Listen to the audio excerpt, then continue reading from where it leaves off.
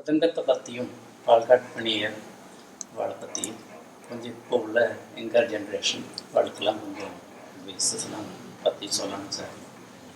நீங்கள் என்ன ஒன்றுமோ கொடுப்பா நான் சொல்கிறேன். சரி. இப்போது மிருதங்கம் சாதாரணமாக எந்த மரத்தில் பண்ணுறது, மேனுஃபேக்சர் பண்ணுறோம், என்ன சைஸு, ஏதாவது எந்த ஸ்கீனாலும் நம்ம பண்ணுறோம், அதை பற்றி கொஞ்சம் சொல்லணும் சார். இந்த மிருதங்கம் இப்போ உள்ள மிருதங்கத்தினுடைய இதை பற்றி எங்கள் அப்பா நிறைய ரிசர்ச் பண்ணியிருக்காரு. அது எல்லாத்தையும் நான் கூடவே இருந்து எல்லாம் பண்ணியிருக்கேன். ஏன்னா அவருக்கு வேண்டிய இது ஹெல்ப் எல்லாம் நான் தான் பண்ணி கொடுத்துருக்கேன். இது என்னன்னு கேட்டால் மிருத் அங்கம் அப்படின்னு சொல்கிறோம். மிருத்துன்னு சொல்லி சொன்னால் மண். அப்போ சாஸ்திரத்தில் மிருதங்கம்ங்கிறது வந்து மண்ணால் செய்யப்பட்டிருக்கோ அப்படின்னு ஒரு சம்சயம் வந்தது. மிருத் அங்கம் சொன்னால் அப்படி இருக்குமோன்னு. அதுக்காக அப்பா என்ன பண்ணார், மண்ணில் ஒரு மிருதங்கத்தை பண்ணார். பண்ணி அது எப்படி இருக்கு அப்படின்னு பார்க்கறதுக்காக. ஆனால் அதில் நிறைய சிரமங்கள் இருக்கு. ஒன்றாவது மூட்டடிக்கிற போது அந்த குச்சி இந்த ஸ்லாகையெல்லாம் வச்சு தட்டுவேன், கல்லால் அடித்து எல்லாம் பண்ணுவேன். மண்ணில் மிருதங்கம் பண்ணால் அவனும் சாத்தியம் இல்லை. பட் அப்படி இருந்தாலும் கூட அது என்னதான் பார்க்கணுமேங்கிற ஒரு ஆசையில வேற கட்டையில மூட்டை அடிச்சு அந்த மூட்டை இந்த மண்ணு மிருதங்கத்தில் போட்டு அதில் ஏதாவது வித்தியாச சத்தங்கள்ல ஏதாவது குணம் இருக்கா அப்படிங்கிறதுக்காக அதை பண்ணி பார்த்தாரு முதல்ல. அது ஒன்றும் ஒரு குணமும் இல்லை. சுதி சேர்க்க முடியாது. சுதி சேர்க்கறதுக்காக ஏற்றணும் இறக்கணும்னு சொல்லி கல்லை வச்சு தட்டணும்னா அந்த இது உடஞ்சு போயிடும். அதனால அது இருக்கிறதுக்கு வழி இல்லை அப்படின்னு ஒரு தீர்மானம் வந்தது. அதுக்கப்புறம் சாஸ்திரத்தில் சொல்லி இருக்கிறது சந்தன மரத்தில் பண்ணணும் அப்படின்னு சொல்லியிருக்காங்க. ஆனா ரொம்ப ட்ரை பண்ணி பார்த்தா சந்தன மரம்ங்கிறது அந்த மிருதங்கத்தினுடைய கனத்துக்கு அளவுக்கு சந்தன மரம் கிடையாது. அது எத்தனை ரூபா ஆனாலும் சரி அந்த மாதிரி அது அந்த மரமே கிடைக்காது. அதுக்கடுத்து சாஸ்திரத்துல இன்னும் என்ன சொல்றான்னு கேட்டா, கோவில் பக்கத்துல இருக்கிற மிருதங்கம், கோவில் பக்கத்துல இருக்கக்கூடிய மரம் இருக்க பலாமரம், அந்த பலாமரம் மணி சத்தம் கேட்கணும். கோவில் அடிக்கிற மணி சத்தம் கேட்டு கேட்டு அதில் உள்ள அந்த ஃபைபர் வந்து அதுக்கு தகுந்த மாதிரி ஃபார்ம் ஆகும். அதனால ரொம்ப விசேஷம் என்னன்னு கேட்டா, கோவில் மணி சத்தம் கேட்ட மரத்துல நம்ம மிருதங்கம் பண்ணோம்னா ரொம்ப நல்லா இருக்கும்னு ஒரு இன்ஃபர்மேஷன் கிடைச்சது. இதுக்காக ரொம்ப சிரமப்பட்டு கோவிலுக்கு எங்கே பிராமரம் இருக்கோ அங்கே எல்லாம் போய் பிராமரத்தை போய் பார்த்து, அதுக்கு பிராமரம் கிடைச்சா போறாது, நம்ம மிருதங்கத்துக்கு தகுந்த சைஸ்ல கிடைக்கணும். அதெல்லாம் பண்ணி அதுவும் பண்ணி பார்த்தார்.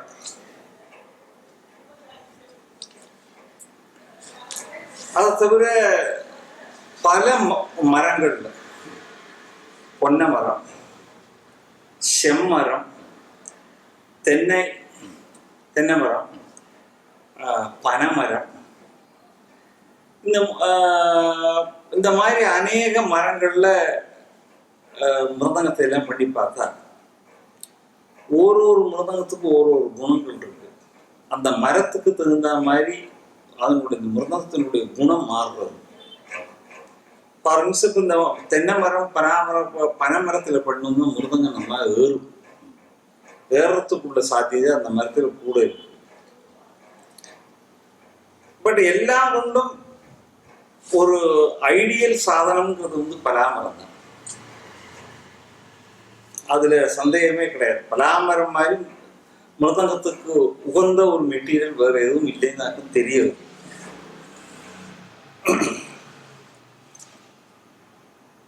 இந்த பலாவிலேயே பண்ருட்டியில் இருக்கக்கூடிய பலாமரம் இருக்கு, கேரளாவில் இருக்கக்கூடிய பலாமரம் இருக்கு. இதுக்கே வித்தியாசம் இருக்கு. இப்போ எங்க அப்பா பார்த்தவர்களும் பண்ருட்டி பலாவிலே இருக்கக்கூடிய குணம் கேரளா பலாவிலே இல்லை.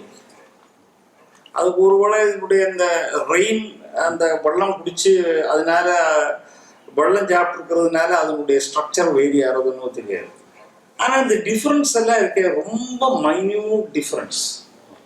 இந்த டிஃப்ரென்ஸ் எல்லாம் கேட்குற வாழ்க்கை ஒரு மிருதங்கத்துக்கு இந்த பண்ருட்டியில் பிளாவை பண்ணாலும் கேரளா பிளாவை பண்ணாலும் அவளுக்கு கேட்கறதுக்கு ஒன்றும் வித்தியாசம் தெரியாது. ஆனால் அதை பற்றின டீட்டெயில்ஸ் தெரிஞ்சவளுக்கு தான் அது தெரியும்.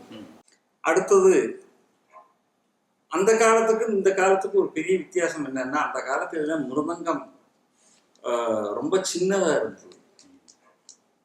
அதாவது ஒரு 20 இன்ச்சு 22 இன்ச்சுக்கு மேலே மிருதங்கம் இருக்கலை. அந்த காலத்தில் இருந்த மிருதங்கங்கள்லாம் அதுதான். அதை அதனுடைய சைஸை ஜாஸ்தி பண்ணணும்னு அப்பா ரொம்ப பல சைஸில் 24 இன்ச்சு பண்ண மிருதங்கத்தை. 24 பண்ணும்போது அதுக்கு சத்தம் எல்லாம் ரொம்ப நன்னா இருந்தது. அதனுடைய வளந்தலை இடந்தலை சத்தங்கள் எல்லாம் ரொம்ப நன்னா இருந்தது. அதுக்கப்புறம் 26, 28 இன்ச்சு மிருதங்கத்திலேயே வாசிக்கிறது ரொம்ப சிரமம். இருந்தாலும் கூட அந்த சத்தம் நன்னா வரதான்னு தெரிஞ்சுக்கிறதுக்குள்ள ஒரு ஆசையில 30 இன்ச்சில் ஒரு மிருதங்கம் பண்ண. 30 இன்ச்சு தான் வாசிக்கிறது ரொம்ப சிரமம். ஆனால் அதில் பெரிய குணம் ஒன்றும் இல்லை. இந்த அளவை ஜாஸ்தி பண்ணிட்டு போகிறது பெரிய குணம் ஒன்றும் இல்லை.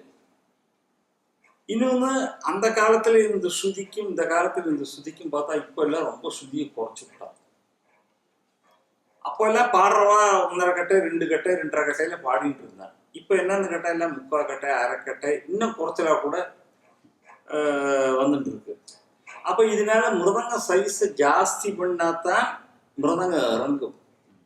மிருதங்க இறங்கணுமானா மிருதங்க சைஸ் ஜாஸ்தியாகும். இதெல்லாம் கொண்டு பார்க்குற போது எங்க அப்பாவோட முடிவு என்னன்னு கேட்டா 24 இன்ச்சு தான் மிருதங்கத்துக்கு உகந்த ஒரு சைஸ். அந்த 24 இன்ச்சு மிருதங்கத்தில் இருக்கிற குணம் அதை ஜாஸ்தி பண்ணாலோ அல்லது குறைச்சாலோ நமக்கு கிடைக்காது. அப்புறம் வளந்தலை அளவு, தொப்பி அளவு, அந்த தொந்தின்னு சொல்லுவாங்க நடுவில், இதனுடைய அளவு. இதை பத்தி இதுவும் இந்த ஸ்ருதி இப்போ பாடுறவாளுடைய ஸ்ருதி ரொம்ப குறைச்சலுங்கிறதுக்காக அந்த வளந்தலை ஸ்ருதி அளவை ரொம்ப எல்லாம் பெருசு பண்ணி பார்த்தாரு. டயமீட்டர் அந்த டயமீட்டர் ஜாஸ்தி பண்ணி பார்த்தா சத்தம் மாறுறது. அப்போ பழைய மிருதங்க வேலை செய்யப்பட்டவன் தான் சொன்னது என்னன்னு கேட்டா, வளந்தலைக்கு சரியான அளவு 6.25 இன்ச்சு, தொப்பிக்கு சரியான அளவு 7.25 இன்ச்சு, அந்த நடுவில் இருக்கிற தொந்தி 10.5 இன்ச்சு. ஆனா சாஸ்திரத்துல இதெல்லாம் யார் சொன்னா தெரியாது, அவன் சொன்னதுதான். 6.25 6.25 சேர்ந்தா 7.5. அதனால அது 7.5 சனி இருக்கு, அதனால 6.25 வைக்க கூடாது அப்படின்னு அதே ஆசாரி தான் சொன்னான். அதுல ஏதோ ஒரு ஐதீகம் இருக்கா இருக்குமா இருக்கும் நமக்கு தெரியல. அதனால என்ன சொன்னான்னு கேட்டா 6.25 இன்ச்சுக்கு ஒரு நூல் கூட அல்லது 6.25க்கு ஒரு நூல் குறைச்சல், இதுதான் வளந்தலை அளவு. தொப்பிக்கு 7.25 இன்ச்சு, தொந்தி அளவு 10.5. இது இதுதான் ஐடியல் சைஸ். இதுல அப்பா ரொம்ப தொந்தி சைஸை மாத்துறது, தொப்பி சைஸை மாத்துறது, இதெல்லாம் என்னெல்லாமோ பண்ணி பார்த்து அது ஒன்றும் குணம் இல்லை. கரெக்டாக அந்த அது ஒரு சொல்லுவார், மிருதங்கத்தை கண்டுபிடிச்சவன் ரொம்ப பெரிய புத்திசாலி. ஏன்னு கேட்டா அதுல என்னெல்லாம் பண்ண முடியுமோ எல்லாத்தையும் அவன் பண்ணி சின்னமா இதுல பண்றதுக்கு இம்ப்ரூவ்மெண்ட் ஒன்றும் இல்லை. இப்போ பல மாற்றங்கள் எல்லாம் பண்றான். அதாவது வாருக்கு பதிலா அந்த ஸ்ட்ராக்கு போடுறது, தொப்பியில மாவு வைக்கிறதுக்கு பதிலாக அந்த பசையை வைக்கிறது, அப்புறம் வளந்தலை இதுக்கு பதிலாக போல்ட்டு நட்டு போடுறது, இதெல்லாம் பண்றது வந்து சௌகரியங்களுக்காக நம்ம பண்றோம். நம்மளுடைய சௌகரியம் ஒரு இடத்துக்கு மிருதங்கத்தை கொண்டு போய் அங்க நம்ம வாறு பிடிக்கிறதுக்கு சௌகரியம் இருக்காது, அதனால போல்ட்டு நட்டை வச்சாதான் அதை டைட் பண்ணா போதும். அதே மாதிரி மாவு குழைச்சி வைக்கிறதுக்குள்ள வசதி இருக்காதுங்கிறதுக்காக எல்லாம் பண்ணலாம். மிருதங்கம் அப்படின்னு நம்ம பார்க்க போனோம்னா ஒரிஜினல் மிருதங்கம் தான் நல்லா இருக்கு. இதெல்லாம் நம்மளுடைய ஒரு காம்ப்ரமைஸ், குவாலிட்டியில காம்ப்ரமைஸ் பண்ணி இதெல்லாம் நம்ம பண்றோம். அதுல நிறைய வித்தியாசங்கள்லாம் பண்ணி பார்த்தார் அப்பா. அதாவது வலந்தலையில கண் இருக்கே, அந்த கண்ணை இன்க்ரீஸ் பண்றது நம்புறேன், பின்னி போட்டு பார்க்கறத. அது மாதிரி சாதாரணமா அந்த இடந்தல தொப்பி வந்து தோலை அப்படியே வச்சு அமுக்கிறது தான் வழக்கம் தொப்பிக்கு. அப்ப வளர்ந்தல மாதிரி அதையும் பின்னினார். அந்த தொப்பி தோல் இருக்க அதையும் பின்னி பார்த்தார். அதெல்லாம் அது ஒன்றும் சரியா வரல. கடைசியில இந்த ஒரிஜினல் செட்டப் இருக்க இதுதான் நல்லா இருக்கு. அப்புறம் மிருதங்கத்தை சீசன் பண்ண மரத்துல பண்ணணும். இப்போ அந்த காலத்துக்கு இந்த காலத்துக்கு பார்த்தோம்னா, அந்த காலத்துல எங்க அப்பாவோட மிருதங்கங்கள்லாம் எப்படின்னு கேட்டா, ஒரு பலாமரத்தை வாங்கி முதல்ல சைஸுக்கு வெட்டி போடணும். சாதாரணமாக ஒரு 30 இன்ச்சு 32 இன்ச்சு நீளத்தில் அதை கட் பண்ணி 2 பக்கத்துலேயும் மாட்டு சாணி இருக்க சாணியை தடவி வைக்கணும். அப்படி ஒரு மாதம் அது காயணும். அதுக்கப்புறம் இந்த ஆசாரி மழு எடுத்து அதை ஒரு மாதிரி மிருதங்க ஷேப்புக்கு கொண்டு வருவோம். அளவுந்தும் கிடையாது, சும்மா இதுக்கு. அப்படி ஒரு மாதம் காயணும். அதுக்கப்புறம் லேத்து பட்டறையில ஏற்றி அந்த இதை பிடிச்சு மிருதங்க ஏகதேசம் உள்ள சைஸ் ஆக்கி ஒரு கை நுழையிற மாதிரி நடுவில் ஒரு ஓட்டை, பெருசா இல்லை, ஒரு கை நுழையிற மாதிரி ஒரு ஓட்டை போட்டு அப்படி ஒரு மாதம் காயணும். அதுக்கப்புறம் தான் அதை ஃபினிஷ் பண்ணணும். இப்படி பண்ணினாத்தான் அந்த மரத்தினுடைய ஃபுல் குவாலிட்டி நமக்கு கிடைக்கும். ஆனால் இப்போ என்ன பண்ணுறான்னு கேட்டால், நெய்வேலியில் பண்ருட்டியில் மிருதங்கம் எல்லாம் பண்ணுறாங்க. நேராக போய் மரத்தை முடிச்சுட்டு வர்றது, முடிச்சுன்னு வந்தால் மிருதங்கத்தை இறக்கவும் உடனே ஒரு 3 மிருதங்கத்தை பண்ணுவாங்க, அதை எடுத்துன்னு போயிடுவாங்க. அது காயவே காஞ்சிருக்காது. ஆனால் இப்போ இன்னைக்கு உள்ள நிலைமையில அதுக்கு மேலே பண்ண முடியாதா இருக்கலாம். அப்புறம் இந்த உதட்டு கனம்னு ஒன்று சொல்லுவாங்க, மிருதங்கத்தினுடைய கனம் இருக்கு, அது ரொம்ப முக்கியம். அதையும் இன்க்ரீஸ், அது வந்து குறைஞ்சதுன்னு சொன்னா மிருதங்கத்துல கோட்டம் இருக்கு. இந்த ரவுண்ட் இருக்கே, ரவுண்டு வந்து பர்ஃபெக்ட் ரவுண்ட் ஆகாது, ஸ்லைட்டா அதுல வந்து கோணல் வரும். அந்த கோணல் வந்தா மிருதங்கம் சுற்றி சேராது. சரியா சேரணமானா நல்ல பர்ஃபெக்ட் ரவுண்டு வரும். அதுக்காக உதட்டு கனத்தை இன்க்ரீஸ் பண்ணணும். அது இப்போ சாதாரணமாக 3/4 இன்ச்சு வைக்கிற வழக்கம். அதுதான் நல்ல ஐடியல் சைஸ்ன்னு ஒரு மாதிரி பார்த்த போது தெரிஞ்சது. அப்புறம் இந்த தோல் தோல் யூஸ் பண்ணுறது, ஆட்டுத்தோலுக்கு பதிலாக மாட்டுத்தோலை, அதாவது பசுவந்தட்டுன்னு சொல்லுவோம் வளர்ந்தலையில், ஆட்டுத்தோலுக்கு பதிலாக பசுவந்தட்டை யூஸ் பண்ணுறது. பசுவந்தட்டை யூஸ் பண்ணால் அதுக்கு சில குணங்கள் இல்லை. பசுவந்தட்டு நம்ம ஏறும். ஆட்டுத்தட்டினுடைய சவுண்டினுடைய குவாலிட்டி பசுவந்தட்டுக்கு இருக்காது, அதோட காம்ப்ரமைஸ் தான். அது ஆட்டுத்தட்டு. அதே மாதிரி தொப்பி தோலுக்கு போடுறதுக்கு அள்ளுத்தட்டு அப்படின்னு சொல்லுவாங்க. அதுதான் வேலைக்காரர்களுக்கு தெரியும். அது ஒரு ஆடுல எடுத்தோம்னா 2 தட்டு தான், 2-3 தட்டு தான் கிடைக்கும் ஆட்டுத்தட்டு. அதுல வர குவாலிட்டி பாக்கி உள்ள ஒரே ஆட்டினுடைய தோலை சொல்றேன், அந்த அள்ளுத்தட்டுக்கு இருக்கிற குவாலிட்டி பாக்கி தட்டுக்கு இருக்காது. அப்போ அதே மாதிரி வெட்டுத்தட்டு எடுக்கிற சைஸ், வெட்டுத்தட்டுக்கு சைஸ் எடுக்கிறதும் பெருசாகப்படாது, சின்னதாகப்படாது. பெருசான சத்தம் தாம்பாள சத்தம் வந்துவிடும், மத்தளம் மாதிரி சத்தம் வரும். சின்னதா இருந்தா சத்தம் குறைச்சலா இருக்கும். பின்ன இன்னொரு சமாச்சாரம், முன்னெல்லாம் இப்போ நான் மிருதங்கம் படிக்கிற காலத்துல எப்படின்னு கேட்டா, ஒரு மூட்டை அடிச்சா அந்த மிருதங்கத்தை தட்டு முறிக்கிறதுக்கு கொடுப்பா. தட்டு முறிக்கிறதுக்கு கொடுக்குறதுன்னு சொன்னா ஒரு 6-8 மணி நேரம் 10 மணி நேரம் அதில் வாசிக்கணும். வாசிச்சதுக்கு அப்புறம் அந்த சாதத்தை எடுத்து 2ஆம் சாதம் போடுவாங்க. அதையும் தட்டு முறிக்க வேண்டி வரும். அதே ஒரு 5-6 மணிக்கூர் வாசிக்கணும். அப்படி ஒரு 3-4 சாதத்துக்கு அப்புறம் தான் அந்த மிருதங்கத்துல நல்ல சத்தம் வரும். ஒரு 7 சாதம் 8 சாதம் ஆனா மூட்டை மாற்ற வேண்டியதுதான். அதுக்கு பின்ன அதுல வெளுத்தி வந்துடும், அது நல்லா இருக்காது. இதெல்லாம் அந்த காலத்துல வழக்கம். இப்ப எப்படின்னு கேட்டா, மூட்டை அடிச்ச உடனே நேர கச்சேரிக்கு வாசிக்கிற மாதிரி கொண்டு போயிட்டு இருக்கா. அதுக்கு இதெல்லாம் காலத்தை ஒட்டி வந்த மாறுதல்கள். இந்த மாறுதல்கள்னால சௌகரியங்களுக்காக நம்ம மாற்றிட்டு இருக்கோம். பட் ஆக்சுவலா மிருதங்கத்தினுடைய குவாலிட்டின்னு பார்க்க போனா இதெல்லாம் ஒரு காம்ப்ரமைஸ் தான். அப்புறம் இன்னும் நிறைய மிருதங்கத்தினுடைய குவாலிட்டி பத்தி சொல்றதா இருந்தா, மிருதங்கத்தினுடைய குவாலிட்டி பிரமாதமா ஒரு மிருதங்கத்தை நம்ம பண்ணாலும் கூட, இன்னும் அல்டிமேட்டா இன்னைக்கு ஒரு மிருதங்கம் நம்ம பண்ணி வச்சோம்னா நாளைக்கு இந்த குணங்கள் அதுக்கு இருக்காது.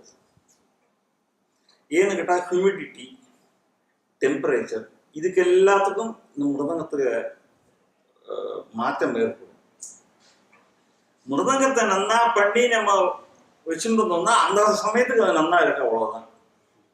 நாளைக்கு நன்னா இருக்குமா தெரியாது, அடுத்த வாரம் நன்னா இருக்குமா தெரியாது. இப்போ எங்க அப்பாவே கடந்த தொப்பியெல்லாம் ஏற்றி இறக்குறதெல்லாம் ரொம்ப சாதாரணமாக மிருதங்கத்தில் ரொம்ப கஷ்டம். ஏறாது இல்லைன்னா இறங்காது தொப்பி. ஒரு பக்குவத்தில் தான் அந்த தொப்பிக்கு நல்ல சத்தம் வருது, நல்ல மேக்சிமம் வைப்ரேஷன், நல்ல சவுண்டு வருது.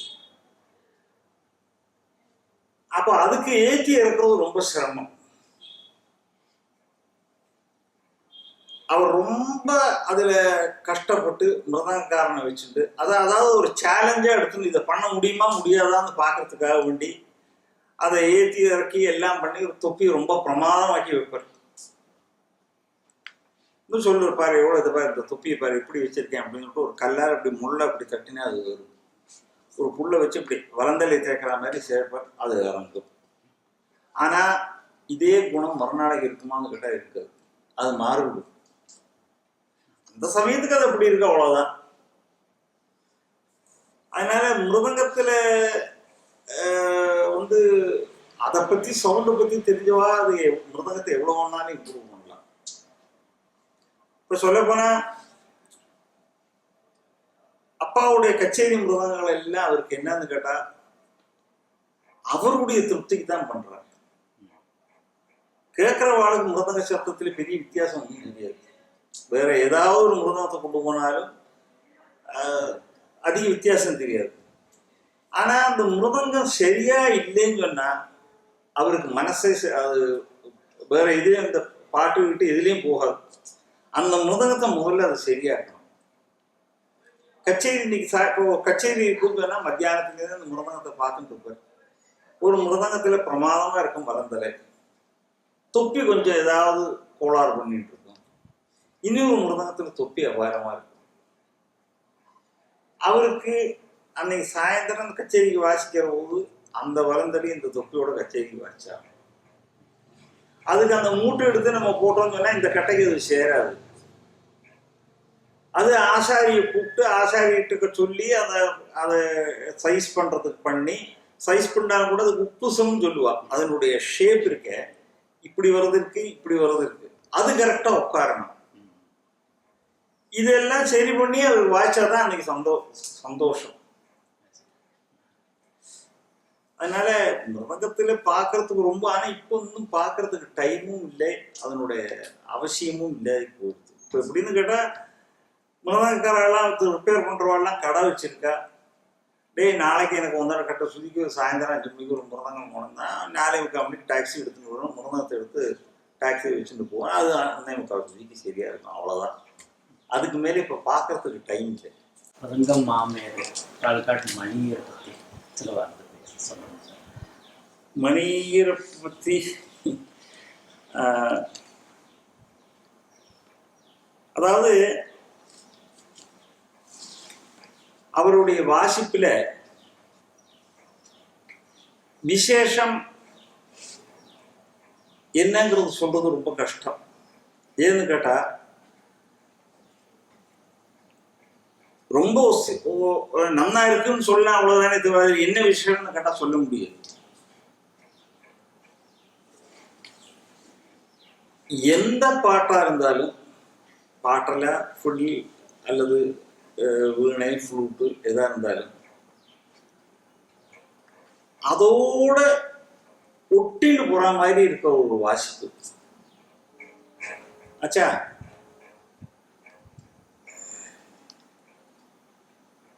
அந்த பாட்டுக்கு யோசிச்சு மிருதங்கம் போகவே தவிர மிருதங்கத்தில் தனியே ஒரு அடிச்சு வாசி இப்படி பண்ணி அப்படி பண்ணி ஒன்றும் இது கிடையாது. அதோட சமயோஜிதம் ரொம்ப ஜாஸ்தியாக இருக்கு. சமயோஜித புத்தின்னு சொல்லுவாங்க. அந்த சந்தர்ப்பத்துக்கு என்ன பண்றதுன்னு இப்போ பார்க்க போனா சில சமயம் தனியாவர்த்தனம் விடுற சமயத்துல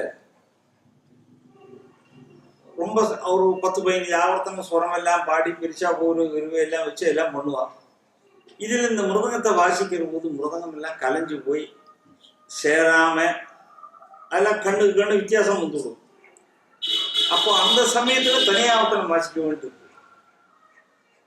மிருதங்கத்தை நிறுத்தி வச்சு சேர்த்து வச்சு வாசிச்சோம்னா அந்த அதனுடைய எஃபெக்ட் போயிடும். அப்போ அந்த மாதிரி சந்தர்ப்பங்கள்ல அவர் வாசிக்கிற தனியாவர்த்தனமே வேற. அதாவது ஜனங்களுக்கு நாதம் சுதிங்கிற அதெல்லாம் ஒண்ணுமே அவளுடைய கவனத்துல வராது.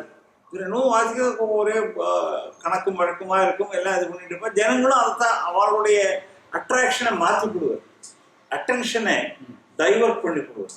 அந்த தனியாவர்த்தனமே வேற.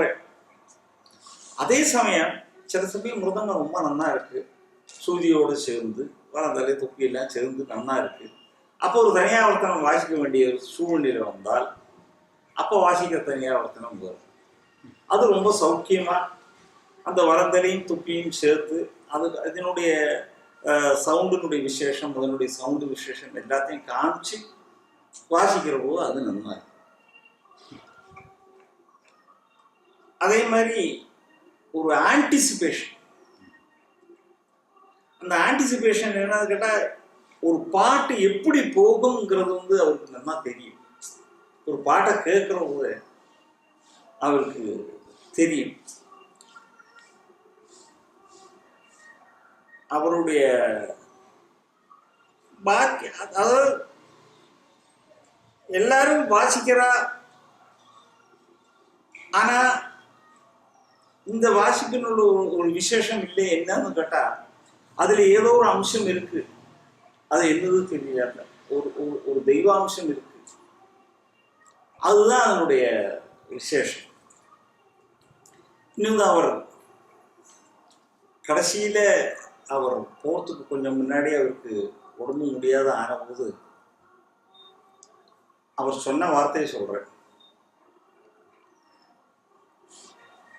இவ்வளவு நாளும் நான் கச்சேரிகளுக்கு வாசிக்க போறது எனக்கு எந்த பயமுமே கிடையாது. பயம்ங்கிற ஒரு வார்த்தையே எனக்கு இல்லை. ஆறு பாடுறதா இருந்தாலும், ஆறு வாசிக்கிறதா இருந்தாலும், என்ன பாடினாலும், அது பல்லவியா இருந்தாலும் சரி, சங்கீதம் ஞாதி பல்லவியா, அது இது இந்த தாளம் அந்த தாளம் எதா இருந்தாலும் எனக்கு ஒரு பயம் கிடையாது. எனக்கு எல்லாம் முன்னாடி ஒரு ஸ்கிரீன் மாதிரி ஒரு இது தெரியும். அது என்னை கூட்டிட்டு போயிடும். எனக்கு ஒரு பிரச்சனையில நான் நிற்கவே மாட்டேன். இப்ப என்ன இருக்குன்னு கேட்டா அந்த ஸ்கிரீன் ஆஃப் ஆயிடுது. இப்ப எனக்கு தெரிய மாட்டேங்குது. அதாவது அது இருக்கிற போது தெரியாது, அப்படி ஒரு சக்தி இருக்குங்கிற போது நமக்கு அது தெரியாது. அது இல்லைங்கிற போது இப்பதான் அதை ரியலைஸ் பண்றா. அப்படி நமக்கு ஒரு சக்தி இருந்தும் அந்த சக்தி இப்போ இல்லை அப்படின்னு. மைக் வச்சுக்கலன்னு சொல்லி கேள்விப்பட்டேன். அதான் மைக் வச்சுக்காததுக்கு காரணமே என்னன்னு கேட்டா அவருக்கு உலகத்தில் அநேக விஷயங்கள் அவருக்கு தெரியாது. மிருதங்கம் வாசிக்க தெரியுமே தவிர சாதாரண ஒரு கூட்டு சாவி தொடக்கிறதுக்கு கூட தெரியாது. ஒரு வாட்சுக்கு கீ கொடுக்கணும் தான் அவருக்கு தெரியாது. அதுலாம் அவரோட அட்டென்ஷனே போகலை. யாராவது பார்த்து சொல்லிக்குவா எல்லாம் பண்ணிக்குவா, அது அதனுடைய தேவை இருக்கலை அவருக்கு. அப்போ அவருடைய கவனங்கள் எல்லாம் அந்த மிருதங்கத்தை அதாவது 100% சரியாக்க முடியுமாங்கிறது தான் அவருக்கு எப்போதும் எண்ணம். அப்ப அத்தனை சிரமப்பட்டு அந்த மிருதங்கத்துல வளந்தலையும் தொப்பியும் சேர்த்து அதுக்கு சவுண்ட் எப்படி இருக்கணும், அதுக்கு என்ன சைஸ் மிருதங்கம் வேணும், எப்படி இருக்குங்கிறதெல்லாம் பார்த்து நான் மிருதங்கத்தை கொண்டு வந்து இதை மைக்ரோஃபோன்ல அங்கே ஒரு ஸ்பீக்கர்ல கேட்கும் போது ஒரு மெட்டாலிக் சவுண்டு கேட்கறது. இந்த இந்த மிருதங்கத்தினுடைய விசேஷம் அந்த மைக்கில் தெரியாது. அப்போ இவ்வளவு நான் சிரமப்பட்டு கடைசியில் இப்படி கொடுக்கறதுக்கு தானே நான் மிருதங்கம் வாசிக்கணும் அப்படிங்கிறது. அவருக்கு ரொம்ப நாளைக்கு இந்த மைக்கு வச்சிருக்கிறது என்னதுன்னே தெரியாது. அதை பத்தி தெரிஞ்சுக்கிறதுக்கு ட்ரை பண்ணல. முன்னாடி நினைச்சு கொண்டு வெப்பம் போட்டுருக்கு. அது அவர் நினைச்சுட்டு இருந்தாரு இதுலேருந்து சத்தம் வருதுன்னு. அது தெரியாது அவருக்கு. தெரிய வச்சிருக்கேன், நமக்கு என்ன வச்சுருப்பான். அது முதல்ல ஒரு மைக்கு வச்சேன் பாட்டுக்கு, அப்புறம் பாட்டுக்கு ஒரு மைக்கு, ஃபிடிலுக்கு ஒரு மைக் ஆச்சு, அதுக்கப்புறம் மிருதங்கத்துக்கு ஒரு மைக்கு. அவர் மிருதங்கத்திலேயே இடது ஒரு இப்படி மைக்கு நம்பர் ஜாஸ்தி ஆகிட்டே போச்சு. அப்போதான் அவருக்கு தெரிஞ்சு இது என்னன்னா இன்னொரு சத்தம் நம்ம வாசிக்கிறது எல்லாருக்கும் வெளியிலேருந்து இன்னொரு சத்தம் கேட்டுட்டு இருக்கேன்னு. அப்பதான் புரிஞ்சுது அவருக்கு. அதனாலதான் அவர் மைக்கில் வாசிக்கலேன்னு சொல்லிட்டு இருக்காங்க.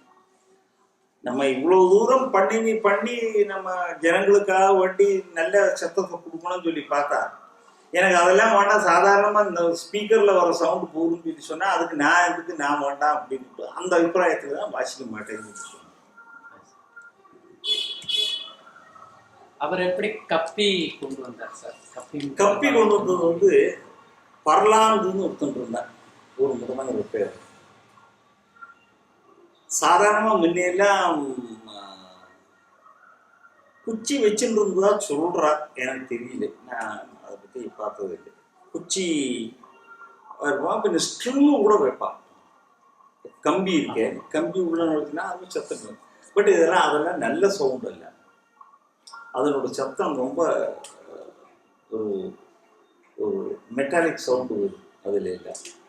அதே மாதிரி குச்சியும் வைக்கக்கூடாது, குச்சி வைக்கிறது நல்லது இல்லை. அந்த பர்லாந்துங்கிறவன் தான் முதல்ல இந்த கப்பியை போட்டு மிருதங்கத்தை காமிச்சான். அது ரொம்ப சவுண்டினுடைய குவாலிட்டி இம்ப்ரூவ் பண்ணுறது இந்த கப்பி. அப்போ கப்பி மிருதங்கம் தேவையில்லையா, குச்சி மிருதங்கம் தேவையில்லையான்னு கேட்டால் அதுக்கு பதில் இல்லை. ஃபுல் ஷர்ட் தேவையில்லையா, ஹாஃப் ஷர்ட் தேவை. சில பேருக்கு ஃபுல் ஷர்ட் பிடிக்கும், சில பேருக்கு ஹாஃப் ஷர்ட் பிடிக்குங்கிற மாதிரி. சில பேருக்கு குச்சி மிருதங்கத்தில் வாசிக்கிறதுக்கு பிடிக்கும், சில பேருக்கு அந்த சத்தம் பிடிக்காது, கப்பி மிருதங்கம் தான் பிடிக்கும். எது நல்லதுன்னு கேட்டால் அது சொல்றதுக்கு ஒன்றும் இல்லை. மாதிரி நிறைய நான் சொன்னா இன்னும் ஒரு காரியம் கூட சொல்ல முடியும். கும்பகோணம் கோயம்புத்தூர்ல கிருஷ்ணன் ஒருத்தன் இருந்தான், ஒரு வேலைக்காரன். அவன் தொப்பிக்கு மூட்டடிக்கிற போது ஒத்த தட்டு தான் போடுவான், 2 தட்டு வராது, ஒத்த தட்டு தான் போடுவான். அப்போ அதை போட்டு பார்த்தாரு. இந்த ஒத்த தட்டை விட்டு இப்போ ஒத்த தட்டுனால ஏதாவது குணம் இல்லான்னு பார்த்தா ஒத்த தட்டுனால அவன் ஒத்த தட்டு போடுறான் அவ்வளவுதானே தவிர அதுல குணம் இல்லை. அவருக்கு இந்த கெஞ்சராவுடைய சவுண்ட் ரொம்ப பிடிச்சது, உடும்புத்தோல். அப்போ அந்த உடும்புத்தோலை எடுத்து தொப்பியில போட்டா எப்படி இருக்கு பார்க்கலாம் அப்படின்னு சொல்லிட்டு அந்த உடும்புத்தோலை எடுத்து தொப்பியில போட்டு இதெல்லாம் ஒரு ஒரு ரிசர்ச்சுக்கு தேவையிலே தவிர காரியமாயிட்டு அதுல ஒன்றும் விஷயம் இல்லை. மிருதங்க தொப்பியில இந்த சாதத்தை போடுறது அதெல்லாம் சௌரியத்துக்கு பண்ணிக்கிறா அவ்வளோதானே தவிர அதனால பெரிய குணம் இல்லை.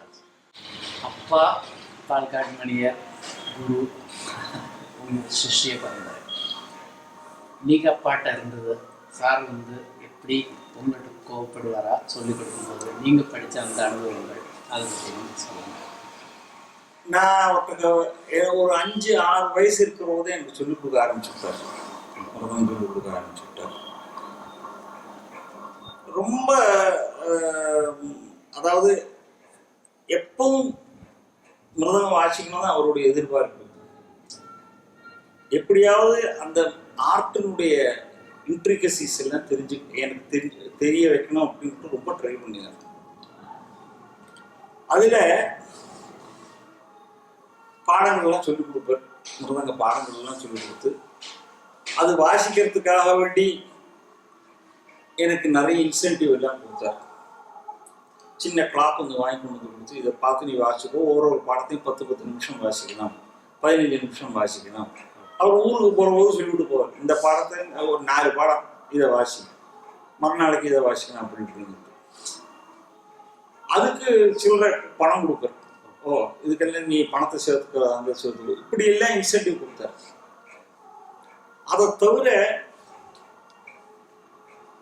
பஜனைக்கு வாசிக்கிறதுக்கு சொல்லிக் கொடுக்கணும்னு சொல்லி இங்கே பஜனை மடத்தில் நம்ம அந்தராம்னு ஒருத்தர் இருந்தார். அவருடைய பஜனைக்கு என்னை போய் வாசிக்க சொல்லுவார். சனிக்கிழமை அன்னைக்கு அங்கே பஜனை நடக்கும், அங்கே போய் வாசிச்சுட்டு இருக்கோம்.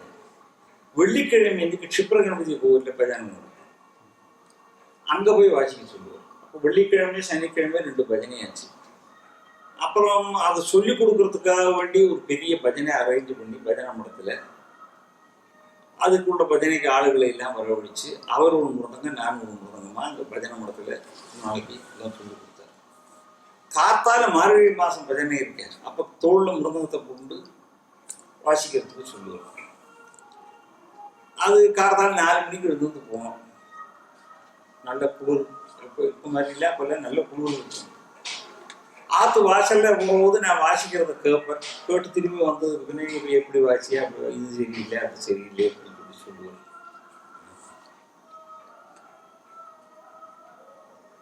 அப்புறம் பாட்டுக்கு வாசிக்க சொல்லிக் கொடுக்கறதுக்கு அந்த காலத்துல KV நாராயணசாமி எங்க ஆத்தோட இருந்தார். KV நாராயணசாமி, அப்புறம்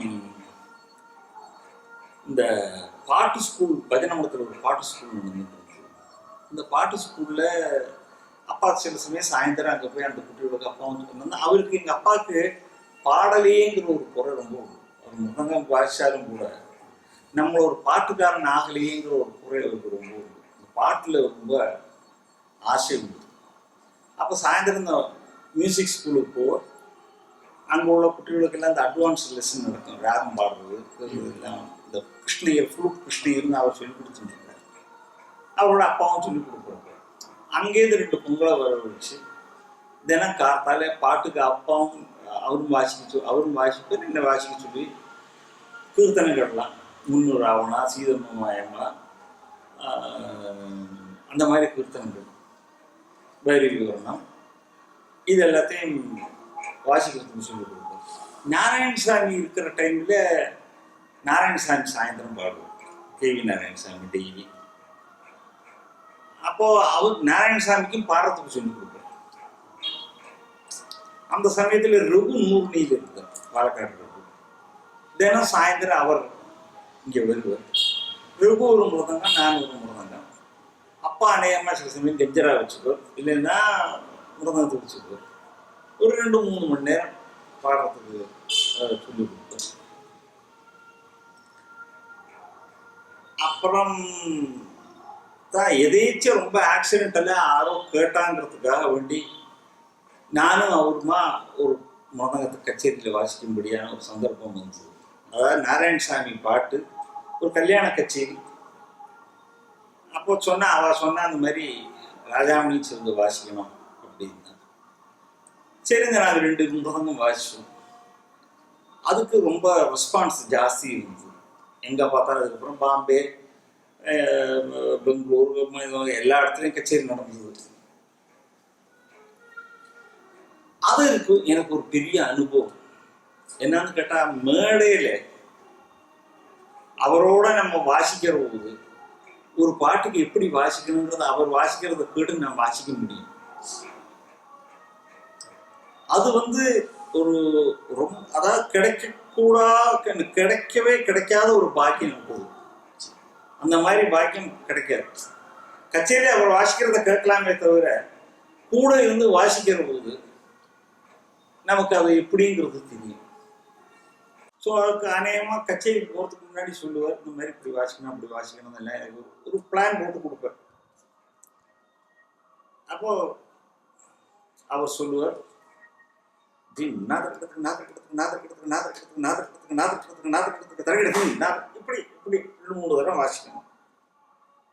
இது 2-3 தரம் 4 தரம் வாசிக்கணும். வாசிப்பா மேலே வாசிக்கணும் அப்படி சொல்லி கொடுத்துருக்காங்க வச்சுக்கணும். நான் அதை அப்படியே கச்சேரியில் போய் வாசிக்கிற சமயத்தில் 3-4 தரம் வாசிப்பேன். கச்சேரி முடிஞ்சா இந்த நாதர் போட்டோம், 1 தரம் போட்ட 2 தரம் போட்ட 3 தரம், எத்தனை வேற ஒண்ணுமே உனக்கு தெரியவே தெரியாதா, இதைத்தான் ஒன்று இருக்கணுமா அப்படின்ப. சரி இப்படி போடக்கூடாது போட்டுக்கலாம். அடுத்த கச்சேரியில் 1 தரம் 2 தரம் போடுவேன். அது முடிஞ்சா சொல்லுவேன், 1 தரம் போட்டா நல்லா இருந்து 2 தரம் அதையே கச்சேரி முழுக்க அதை வாசிச்சா போருமே, வேற எதுக்கு நீ மாற்ற வேண்டிய அவசியமே கிடையாது. அதான் கொஞ்சம் நல்லா இருக்கேன்னு பார்த்தேன், அதுக்குள்ள அதை மாத்திட்டு வேற போயிட்டேன் அப்படின்னு. அதாவது இந்த சந்தர்ப்பம் வேற அந்த சந்தர்ப்பம் வேற. அது அவருக்கு தெரியற மாதிரி நமக்கு தெரியாது. அப்படிதான் ஒரு கச்சேரியை நாங்கள் வாசிச்சு கச்சேரி முடிஞ்சு கார்ல ஏறின போது எப்போதுமே ஒரு ஸ்டேஜில் ஒன்றுமே அவருடைய ஹெல்ப்பே எனக்கு கிடைக்காது. நான் அதாவது அப்பா பையனுக்கு சொல்லி கொடுக்குற மாதிரி இல்லை. அப்போ ஒன்றும் அவர் பாட்டுக்கு அவர் வாசிச்சுட்டு இருப்பார், அவ்வளோதான். பண்ணக்கூடியது ஒண்ணுதான். இந்த மிருதங்கம் சமயம் என்னுடைய மிருதங்கம் கலைஞ்சு போயிட்டா அவர் மிருதங்கத்தை எனக்கு தந்து என் மிருதங்கத்தை அவர் வாங்கிக்குவேன். இன்னும் அவர் செலுத்து விடுவார் மிருதங்கத்தை. அதனால கச்சேரி முடிஞ்சு நான் போகிற போது இவர் யூஸ்வலாக என்னை திட்ட ஆரம்பிப்பார். அதில் திட்ட ஆரம்பித்தார். அப்போ ஒரு வயசானவர் இருந்தார் காருக்குள்ள. அவர் கொஞ்சம் உரிமையோட அப்பாட்ட பேசுவார். அவர் பேசினார், மணியர், நீங்க உங்க பையன்கிட்ட சொல்றதெல்லாம் சரி, உங்களுக்கு 50-60 வருஷம் அனுபவம் ஆயிருக்கு. அவன் இப்பதான் வாசிக்க ஆரம்பிச்சிருக்கான். இப்போ உங்களுக்கு தெரியற மாதிரி அவனுக்கு தெரியும், நீங்க எதிர்பார்க்கறது சரியில்லை அப்படின்னு அவர் உரிமையோட சொன்னார். அப்போ எங்க அப்பா சொன்னார், அது வாஸ்தவம் தான், நீங்க சொல்றது கரெக்டு. ஆனா எனக்கு 50 வருஷம் அனுபவம் இருந்தாலும் 40 வருஷம் அனுபவத்தை அவனுக்கு நான் அப்படியே சொல்லிக் கொடுக்க முடியும். பாக்கி இருக்கிற ஒரு 10 வருஷம் தான் எனக்கு சொல்லிக் கொடுக்க முடியாதே தவிர, கச்சேரியில் ஏற்படக்கூடிய கஷ்டங்கள் என்ன, எதெல்லாம் எதை நம்ம வேண்டாம் வைக்கணும், எதை எடுத்துக்கணுங்கிறது அதெல்லாம் எனக்கு தெரியறதுக்கு ரொம்ப டைம் ஆயிருக்கு. ஆனா அவனுக்கு தெரியறதுக்கு டைம் ஆகாது. நான் ஒரே வார்த்தையில சொல்லி கொடுத்துக்கலாம் அப்படின்னு சொன்ன. அது ரொம்ப ஒரு பிரயோஜனமான அட்வைஸா எனக்கு. ஏன்னா எல்லாருக்கும் அனுபவங்கள் அவருக்கான எனக்கு 50 வருஷம் ஆகுங்கிற அவசியம் இல்லை. அப்புறம் இப்படி கொஞ்ச நாளைக்கு வாசிச்சுட்டு இருந்தோம். அப்புறம் திடீர்னு சொன்னார், இந்த மாதிரி நீ இன்னமே நம்ம இந்த டபுள் மிருதங்கம் வாசிக்கிற சமாச்சாரம் வேண்டாம், நிறுத்தி விடுறோம். நீ வேலையை பாரு, இல்லைன்னா மிருதங்கம் வாசி. வேலையில இருந்துகிட்டே மிருதங்கத்துக்கு போறதுங்கிறது கூடாது. இதுல கான்சென்ட்ரேட் பண்ணு, இல்லைன்னா அதுல கான்சென்ட்ரேட்.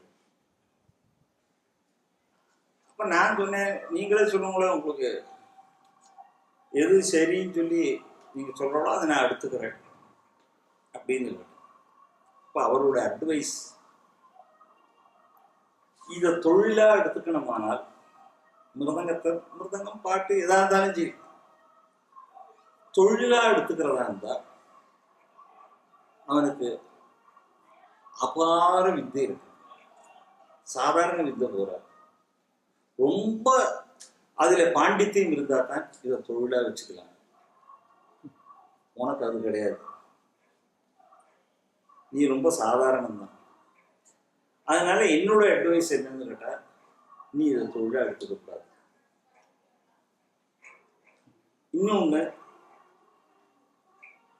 வேற ஒரு வழியும் கிடையாது, மிருதங்கம் மாத்திரம் தான் ஒருத்தனுக்கு தெரியும் சொன்னா அவன் அதை தொழிலா எடுத்துக்கலாம். அவனுக்கு வேற வழி கிடையாது. அவன் எப்படி நன்னா வாய்ச்சாலும் நன்னா வாசிக்கலன்னா அது அவனுடைய தொழில். உனக்கு வேற வித்தை இருக்கு. நீ இன்ஜினியரிங் படிச்சிருக்க, நீ எங்கேயாவது ஒரு ஆஃபீஸில் ஒர்க் பண்ணா உனக்கு செய்ய முடியும். அதனால அதையும் பார்க்குற போது நீ இதை தொழிலா எடுத்துக்க வேண்டிய அவசியம் கிடையாது. ஆனா தொழிலை தெரிஞ்சுக்க, இந்த ஒரு கலையை தெரிஞ்சுக்கிறது இருக்க, அதுக்கு உனக்கு இதுவே கிடையாது. அது எத்தனை தெரிஞ்சுக்க முடியுமோ அவ்வளவு தூரம் தெரிஞ்சுக்கும். அதுக்கு எல்லாம் நிறைய நிறைய சொல்லி கொடுத்துருக்காரு. அவர் எவ்வளோ விஷயங்கள் நான் அவரோட நிறைய டிஸ்கஸ் பண்ணியிருக்கேன்.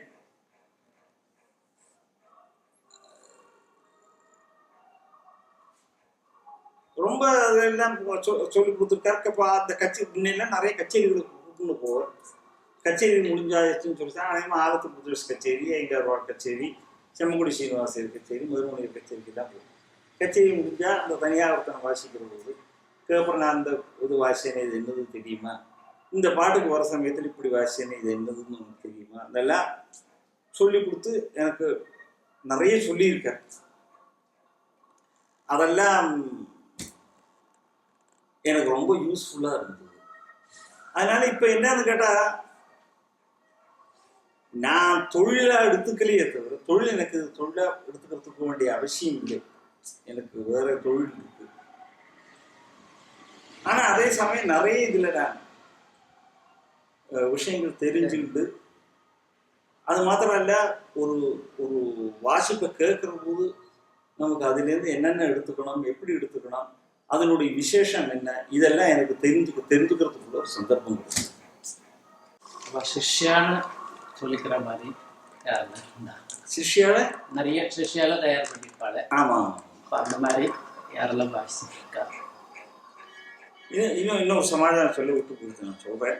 அதாவது நான் சொல்கிறத அதனுடைய சரியான அர்த்தத்தில் எடுத்துக்கணும். நான் சொல்கிறத விபரீதமாக எடுத்துக்க கூடாது. நான் இன்ஜினியரிங் காலேஜில் படிச்சுட்டு இருந்த டைமில் வீக்கெண்ட்ஸ், அதாவது வெள்ளிக்கிழமை அன்றைக்கி ராத்திரி காலேஜ் முடிஞ்சால் நான் தஞ்சாவூரில் இருந்தோம். நான் காரைக்குடியில் படிச்சுட்டு இருந்தேன், தஞ்சாவூர் போயிருவேன். அதே மாதிரி ஞாயிற்றுக்கிழமை ராத்திரி அல்லது திங்கக்கிழமை காத்தால போட்டு போயிடுவேன். இது வழக்கம் சில வாரங்களில்.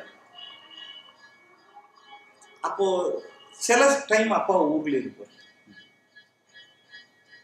அந்த மாதிரி வந்தபோது ஒரு தரம் அது நான் வீட்டுக்கு வரும்போது மணி 11 மணி, ராத்திரி 11 மணி ஆகிடும். காலேஜ் முடிஞ்சு நான் காரைக்குடியிலேருந்து ட்ரெயினில் ஏறி தஞ்சாவூர் வரும்போது ராத்திரி 11 மணி ஆகிடும். அந்த மாதிரி வந்தபோது இவர் என்ன பண்ணார், அவர் நான் வரத்துக்கு காத்துன்னு இருந்திருக்கேன். அப்பா இந்த பார் ஒரு சமாச்சாரம் நான் பண்ணுறேன் பார் அப்படின்னு. என்னன்னா, ஒரு கையில் ஆதிதாளம், ஒரு கையில் அடதாளம், கண்டஜாதி அடதாளம். ராத்திரி 11 மணி. கண்டஜாதி அடதாளம் சொல்லி சொன்னால் 14 அக்ஷரம், 14 4 56. இந்த கையில் சௌசரி ஜாதி திருக்குடை. அப்போது அது 8 அக்ஷரம், 8 அது ஒவ்வொன்று 7. 7க்கு ஒரு தட்டு வரும். இது ரெண்டும் ஒரு ஆவர்த்தனமான கரெக்டாக செய்யும். இதை போட்டு காமிச்சார். போட்டு காமிச்சு அது அதாவது தோணியிருக்கு, சும்மா ட்ரை பண்ணியிருக்கார். ட்ரை பண்ணி இதை என்கிட்ட பெரிய இதாக சொன்னேன், போட முடியுமா பாரு. எப்படி டக்குன்னு போட முடியாது, ராத்திரி 11 மணி வரை. நான் போட முடியலன்னு போது அவர் இன்னும் கொஞ்சம் ஜாஸ்தி பிடித்தப்பா, இப்படி போடுறேன் பாரு, அப்படி போடுறேன் எல்லாம் ரொம்ப இதாக போட்டு காமிச்சார். ஆனால் ராத்திரி எனக்கு தூக்கமே இல்லை. இது என்னடா அது, இப்படி ஒரு சமாச்சாரம் இருக்கே, இது ஏன் வரல அப்படின்னு யோஜனை பண்ணி மறுநாளைக்கு அதுக்கு ஏதோ ஒரு குறுக்கு வழி எனக்கு ஒன்று கண்டுபிடிச்சு அவர் எவ்வளவு ஸ்பீடு போட்டாரோ அதில் ஒரு டபுள் ஸ்பீடு நான் போட்டேன். ஆனா அது நியாயமான மார்க்கம் அல்ல. ஒரு குறுக்கு வழி கண்டுபிடிச்சு அதுல போட்டேன். போட்டபோது பார்த்தார், சரி சரி நீ போடுறதெல்லாம் தெரியாது, நீ போடுறது கரெக்டு தானான்னு நான் எப்படி நம்புறது அப்படின்னு கேட்டேன். ஆனா நான் கரெக்டு தானான்னு உங்களுக்கு ப்ரூவ் பண்ணமானா நான் எப்படி போடுறேங்கிறது உங்களுக்கு சொல்ல வேண்டியது. அதனால அதை நான் சொல்ல மாட்டேன், நான் போட்டு காமிக்கிறேன் அவ்வளோதான். அதெல்லாம் இல்லை, நீ போடுறது ஒத்துக்க முடியாது அப்படின்னு. சரி நான் சொன்னேன், நான் போடுறது ரைட்டு தான். அவர் சொன்னார் ரைட் இல்லை, சரி இல்லை, இது சரியில்லை, ஒத்துக்க முடியாது. ரெண்டு பேருக்குள்ள ஒரு சேலஞ்சு மாதிரி ஆச்சு. அப்போ அவர் சொன்னார்ன்ட்டு, நீ சொல்றது தப்புன்னு நான் ப்ரூவ் பண்றேன். ப்ரூவ் பண்ணேன்னா நீ இன்ஜினியரிங் காலேஜ் திங்கக்கிழமை போனோமே, போகிற போது குடுமி வச்சுட்டு போனோம் இன்ஜினியரிங் காலேஜ். என்ன அந்த சேலஞ்சு நீ எடுத்துக்கலாம் தான் நான் சொல்றேன் அப்படின்னாரு. நான் சொன்னேன், நான் சொல்றது ரைட்டு, நான் அந்த ரைட்டுன்னு ப்ரூவ் பண்ணேன்னு சொல்லி சொன்னா நீங்க குடுமி வச்சுக்கணும். சரி தானான்னு கேட்டேன். சரின்னு சொன்னார். நான் எப்படி போடுறேன் அப்படிங்கிறத சொன்னேன். நீங்க நம்புங்கோ, அப்பவே ஒரு பார்பரை கூட்டுன்னு வச்சிருந்தா அவர் குடுமி வச்சிருந்தார். இங்க எடுத்து ஒரு 6 மாசத்துக்கு 3-4 மாசத்துமா இதுதான் தமாஷ் தானே, அதை வச்சு அப்படி ஒரு 5-6 மாசம் அவர் இருந்தார். அப்போ அதுல என்னத்தை எதுக்கு சொல்ல வரேன்னா, ஒரு அவர் எவ்வளவு பெரிய ஆளு, எவ்வளவு எல்லாம் பார்த்த ஆளு, அப்ப அவரு கூட அவர் பண்ணின தப்பை ஒத்துக்கிறதுக்கு ரெடியா இருக்காரு. நம்ம பண்ணது தப்பு அப்படின்னு நான் ரொம்ப சாதாரண அப்படி சொல்லாதைக்கு, அதை எடுத்துக்காதைக்கு, அது சொல்றது கரெக்டு தான் சொல்லி எடுத்துக்கிண்டு அதுக்கப்புறம் அந்த 2 கையில தாளம் போடுறதுங்கிறது அப்பவே இருந்திருக்கு. அதுக்கப்புறம் நான் குறுக்கு வழி கண்டுபிடிச்சதுக்கு அப்புறம் பல தாளங்கள் போட ஆரம்பிச்சுட்டேன். அதுக்கப்புறம் இப்போ தக்க தீமி தக்க தீமி தக்க தீமி தக்க தீமி தக்க தீமி தக்க தீமி தக்க தீமி தக்க தீமி தக்க தீமி தக்க தக்க தீமி தக்க தீமி தக்க தீமி தக்க தீமி தக்க தீமி தக்கிட்ட தக்க தீமி தக்கிட்ட தக்க தீமி தக்கிட்ட தக்க தீமி தக்க தீமி தக்கிட்ட தக்க தீமி தக்கிட்ட தக்க தீமி தக்கிட்ட தக்கிட்ட தக்க தீமி தக்கிட்ட தக்க தீமி தக்கிட்ட தக்க தீமி தக்கிட்ட தக்க தீமி தக்கிட்ட தக்க தீமி தக்கிட்ட தக்க தீமி தக்கிட்ட தக்க தீமி தக்கிட்ட தக்க தீமி தக்கிட்ட. இதான் அவர் போட்டு காமிச்சது.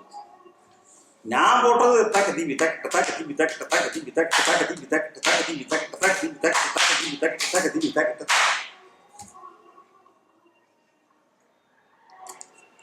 அதுக்கப்புறம் ஒரு கையில மிஸ்ர ஜாதி ஜம்பை, அது 5-5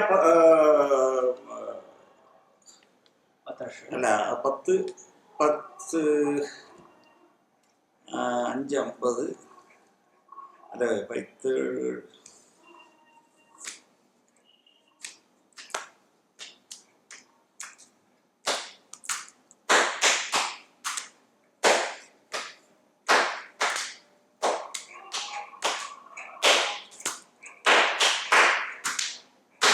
இந்த கையில மிஸ்ர ஜாதி ஜம்பை, இந்த கையில ஆதிதான்.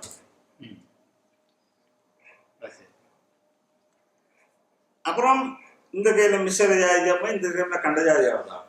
இது ரெண்டும் அது மாதிரி பல காம்பினேஷன். அதுக்கப்புறம் நான் போட ஆரம்பிச்சேன். அப்போ எதுக்கு சொல்ல, இப்போ நிறைய நம்ம கேட்க கேட்க அதுல எவ்வளவு எல்லாமோ விஷயங்கள் இருக்கு, நம்ம தெரிஞ்சுக்க வேண்டிய விஷயங்கள் நிறைய இருக்கு. அதையெல்லாம் நான் பார்த்துட்டு தான் இருக்கேன். எனக்கு எப்போதும் என்னோட மைண்ட் எப்போதுமே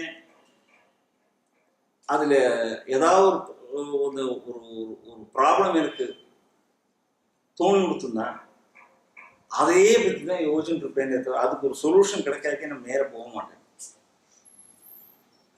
அதனால இந்த ஆர்ட்டை பற்றி ரொம்ப தெரிஞ்சுக்கிறதுக்கு எனக்கு சந்தர்ப்பங்கள் நிறைய கிடைச்சிது. இப்போ ராமாஞ்சேகர் கச்சேரி, ஆலத்தூர் பிரதர்ஸ் கச்சேரி, செங்குடி சீனிவாசர் கச்சேரி, லால் விஜயராமன் சோலோ, இப்போ கச்சேரிகளுக்கெல்லாம் எங்கள் அப்பாவோட நான் வாசிச்சேன். இப்போ அதில் அவள் புது பல்லவியில் பாடுவா, சுரங்கள்லாம் பாடுவா, இந்த பாட்டுக்கு இப்படி ராமாஞ்சேகர் கச்சேரிக்கு நான் வாசிக்கிறதுக்காக ஒத்துக்கின்ற போது KV நாராயணசாமி ஆற்றுல வர சொல்லி ஒரு 10 நாளைக்கு எனக்கு வாசிக்கிறதுக்கு சொல்லி கொடுத்தார். அவர் பாடுற கீர்த்தனைகளுக்கெல்லாம் எப்படி வாசிக்கிறது அப்படின்னு. அப்புறம் கச்சேரி, மெட்ராஸில் கச்சேரி இன்னைக்கு போன போது அப்போ எனக்கு கல்யாணம் நிச்சயமாக இருந்தது.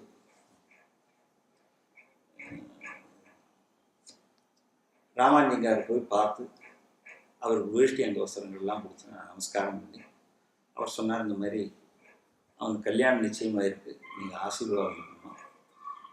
உங்கள் கச்சேரிக்கு முதல்ல வாசிக்கிறேன், நான் நம்ம நாராயணசாமி கூப்பிட்டு 10 நாளைக்கு பாட சொல்லி நான் சொல்லி கொடுத்துருக்கேன்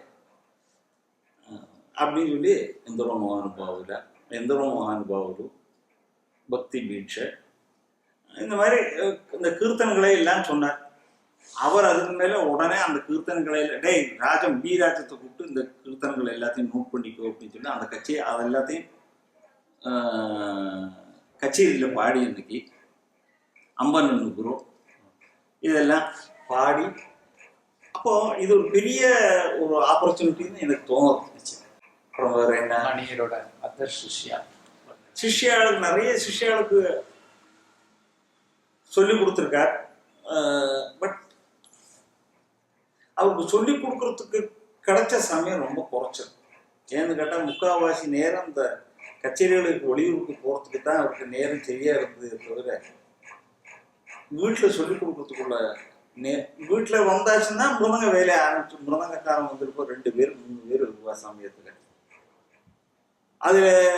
அதுலேயே நான் சொன்ன மாதிரி ஒருத்தன் சாதம் போடுறது ரொம்ப நல்லா இருக்கும், ஒருத்தன் அது சுத்தம் பண்ணுறது ரொம்ப நல்லா பண்ணும். அதனால அவனை விட்டு சாதம் போட சொல்லி இவனை விட்டு சுத்தம் பண்ண சொல்லி அதெல்லாம் அவருக்கு ரொம்ப ஒரு மிருதங்கக்காரன். இந்த பரலாந்து இருக்காங்க, கச்சேரிக்கு போகிறதுக்கு முன்னாடி அவன் மிருதங்க சுத்தம் பண்ணி கொண்டது காமிச்சார். தட்டி பார்த்தார், ஒரு பவுன் எடுத்து அவன் கையில் கொடுத்தார், இந்தா வச்சுக்கோன்ட்டு. அவ்வளவு இந்த மிருதங்கத்தில் ஆசை. சிஷ்யாளுக்கெல்லாம் நிறைய சொல்லி கொடுத்துருக்காரு, நிறைய ஊர்ல இருக்கவோ சொல்லி கொடுப்பார்.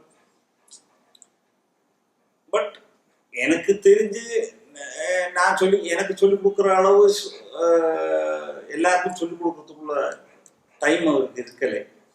பாட்டுக்கு வாசிக்கிறது வந்து முதல் எல்லாத்துக்கும் ரொம்ப முக்கியமானது என்னன்னு கேட்டா, அந்த பாட்டோட காலப்பிரமாணத்தை வாங்கி மனசுல வந்ததுக்கு பின்னத்தான் வாசிக்க ஆரம்பிக்கும். அந்த காலப்பிரமாணம் அவ்வளவு நிச்சயமா தெரியணும். அந்த காலப்பிரமாணம் நிச்சயம் ஆனதுக்கு பின்னத்தான் மிருதங்கத்தில் கை வைக்கணும். சில பாடல்களுக்கெல்லாம் நமக்கு பழக்கம் இருக்கு, அதனால யோசனை இல்லாம நம்ம வாசிக்கிறோம். பட் முக்கியமா சில பாட்டுகள்லாம் இருக்கு.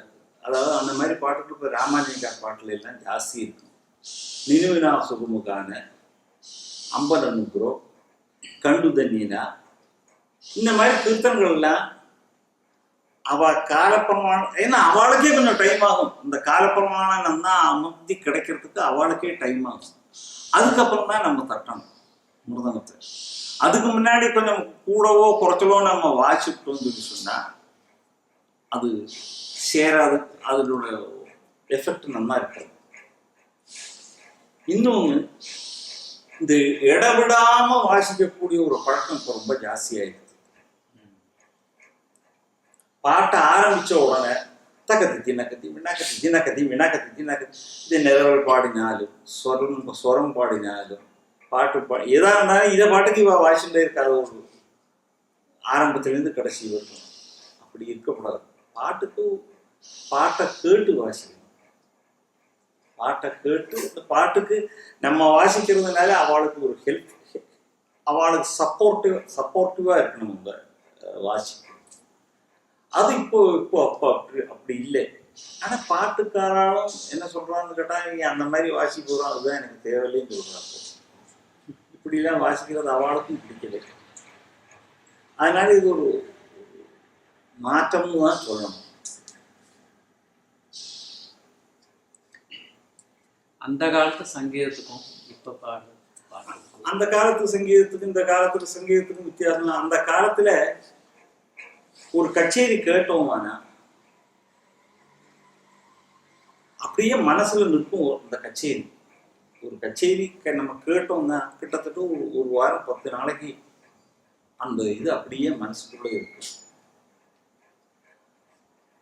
அது நன்னா கேட்டோமானால் அதை பத்தி நமக்கு அதுலேருந்து நம்மளுடைய ஞாபகம் வேற போகவே போகாது. இப்ப எல்லாம் புத்திசாலித்தனம் ரொம்ப ஜாஸ்தியாயிருக்கு. மிருதங்காரெல்லாம் இப்போ கடம் கெஞ்சரா எல்லாம் வாசிக்கிறது எல்லாம் அந்த காலத்துல திந்திங் தத்தக் திந்திங் தத்தக் தகதிங் திந்திங் இதுக்கு மேல ஒன்றும் வாசிக்கிறதுக்கு கடமோ கெஞ்சராலையோ கிடையாது. கண்ட நடையில திசை நடையில என்னெல்லாமோ நம்ம வாசிச்சாலும் கூட இந்த கடம் கெஞ்சராங்கிறது தந்தங்கு தத்தக்கு தான், தந்தங்கு தத்தக்கு தான், தந்தங்கு தத்தக்கு தான், இதுக்கு மேல வாசிக்க மாட்டான். இன்னைக்கு அப்படி இல்லை. நம்ம வாசிச்சதுக்கு ஒரு படி கூடவே வாசிக்கிறார் கடம் கெஞ்சரால இல்லை. அதே மாதிரி வயலின்னு எடுத்துட்டா ஒரு அபூர்வ ராகம் பாடணும்னு சொல்லி சொன்னா பாடுறவங்க எத்தனை பாடுறாங்களோ அதுக்கு 2 மடங்கு வாசிக்கிறாங்க. பாட்டுக்காரா எடுத்துக்கணும்னு சொல்லி சொன்னா 3 சுரத்துல ராகம் பாடுறா, 2 சுரத்துல ராகம் பாடுறா,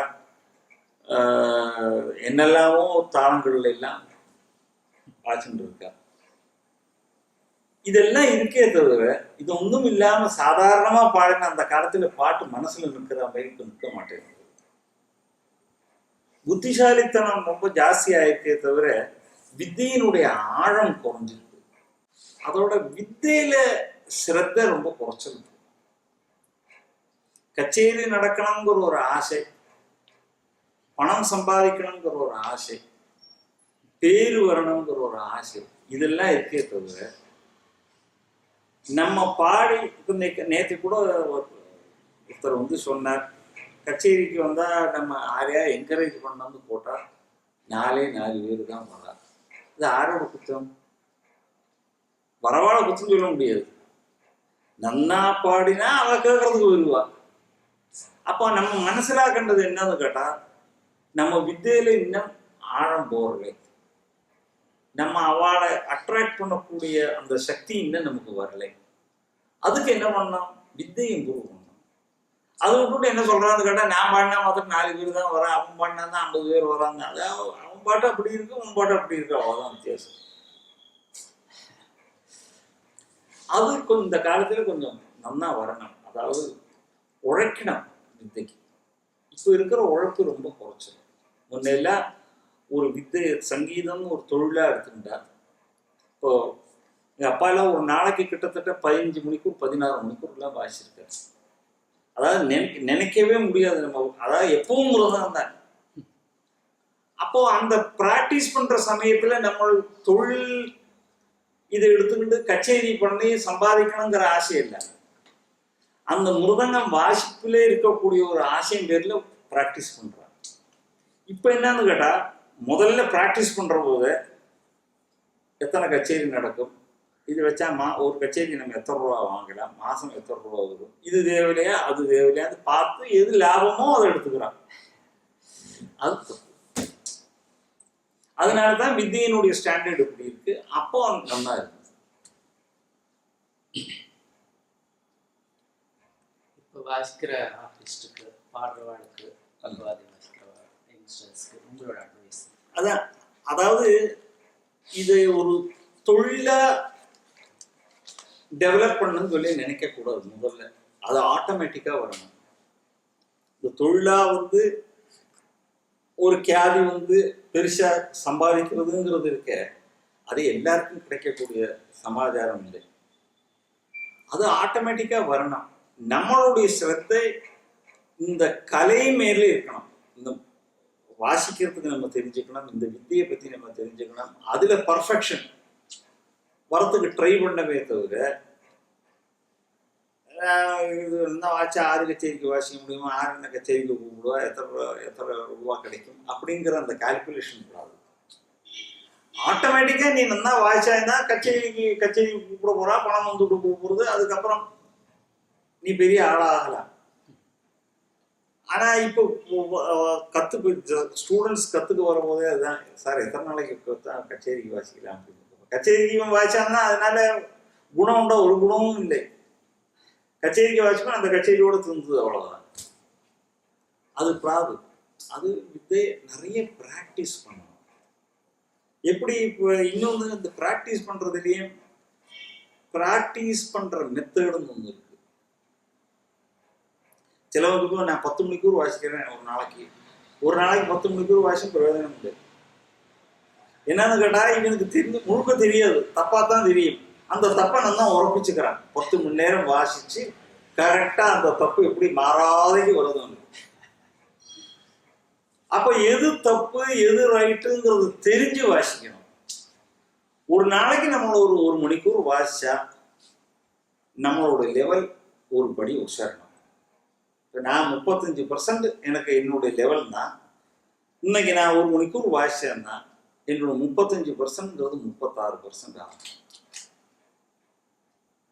அதே மாதிரி நாளைக்கு நான் இன்னும் 2 மணிக்கூர் வாசிச்சேன்னா அது 37%. இப்படி ஒரு படிப்படியா ஜாஸ்தி ஆகணும். ஆனா இப்போ வாசிக்கிறவன் என்ன பண்றான்னு கேட்டா, தப்போ ரைட்டோ அதை பத்தி இல்லை, கேட்டா சொல்றதுனால 10 hours ப்ராக்டிஸ் பண்றது சார். 10 hours ப்ராக்டிஸ் பண்ணி அவனுடைய டைம் வேஸ்ட்டு, மிருதங்கம் வேஸ்ட்டு. ஸோ தெரிஞ்சு பண்ண. அதே மாதிரி கச்சேரிகளை கேட்கறதும் அதே மாதிரி தான். கச்சேரிகளை கேட்கற போது கச்சேரிகள் கேட்டு ரசிக்கிறது போது ரொம்ப நல்லா இருக்கு ஆஹா சுகமா கேட்டுன்னு இருக்கல, அதனால குணம் இல்லை. என்ன வாசிச்சிருக்கான், எங்க வாசிச்சிருக்கேன், எப்படி வாசிச்சிருக்கேன், ஏன் வாசிச்சா, இதெல்லாம் அனலைஸ் பண்ணி அதுக்கு அது தெரியணுமானா ஒரு கச்சேரி ஒரு 50 தரம் கேட்கணும். அல்லது ஒரு தரம் கேட்டா கேட்கறதுக்கு ரசமா இருக்கும், 2 தரம் கேட்டா கேட்கறதுக்கு ரசமா இருக்கும், அதனால குணம் இல்லை. ரொம்ப சந்தோஷம் சார். கச்சேரி நேரம்